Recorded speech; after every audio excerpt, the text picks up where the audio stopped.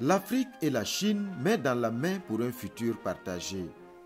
Ce troisième forum de la coopération sino-africaine à Beijing, qui se tient dans le Grand Palais du Peuple, est une belle tribune pour les deux partenaires d'afficher leur convergence de vues pour une coopération renforcée sur tous les plans.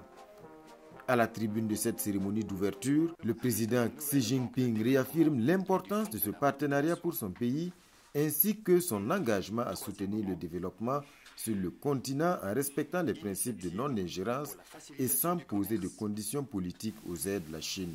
Pour le président chinois, la coopération sino-africaine produit déjà ses résultats avec la mise en œuvre de projets d'envergure sur le continent et pour les 3 prochaines années, l'Empire du Milieu compte davantage délier les cordons de la bourse pour financer 8 domaines prioritaires, à savoir l'industrie, les infrastructures, le commerce, l'environnement, la formation, la santé, la culture, la paix et la sécurité.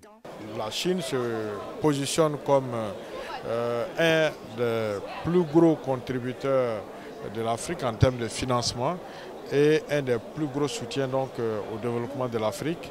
Et pour donc, un partenariat, comme le président Xi Jinping lui-même l'a dit, un partenariat gagnant-gagnant pour une communauté de destin et pour une amitié dans laquelle il y a le respect de part et d'autre.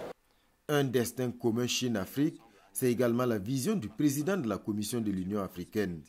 L'Afrique et la Chine représentent plus du tiers de l'humanité et il va falloir compter sur les aspirations de ces deux grandes entités. Notre sommet nous offre une double opportunité. D'une part, de réaffirmer notre attachement indéfectible au multilatéralisme. D'autre part, de poser des jalons supplémentaires pour l'émergence d'une gouvernance mondiale véritablement inclusive. Celle-ci doit, en d'autres termes, se départir de toute tentative de perpétuation des équilibres anachroniques hérités de la Deuxième Guerre mondiale pour prendre en compte les réalités du monde actuel.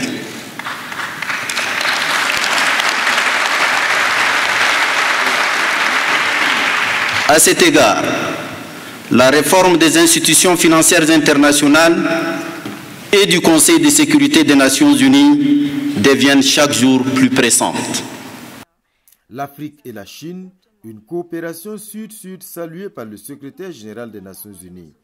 Antonio Guterres partage les objectifs de bonne gouvernance dans ce partenariat ainsi que la protection de l'environnement.